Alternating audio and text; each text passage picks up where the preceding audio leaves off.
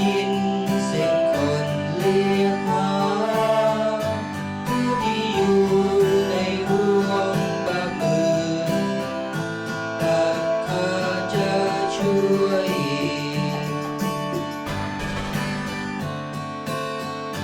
ข้าอุตส่าห์ดูแลดาราข้าจะขับความมืดออกไปใครจะนำแสงไป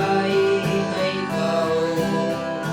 ข้าจะส่งใครลูกอยู่ที่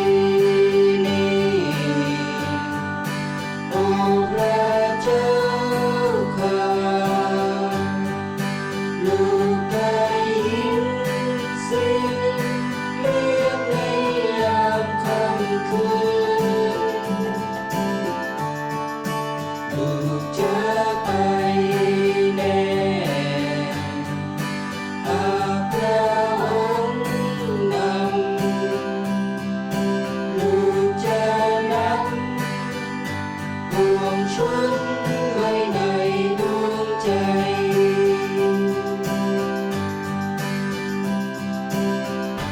ข้าคือเจ้าแห่งหมอกและฝนข้าแบกความทุกข์ของชาวฉันข้าจะเช็ดน้ำตาด้วยหลับถึงเขาลาไป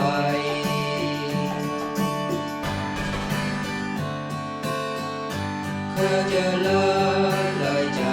ที่แข็งมอบหัวใจที่มีความรักข้าจะนำว่าจะสู่เขาข้าจะส่งใคร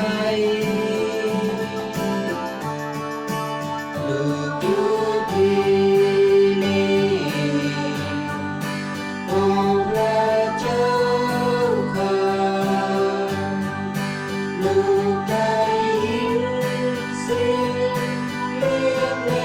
ยามค่ำคืนลูกจะไป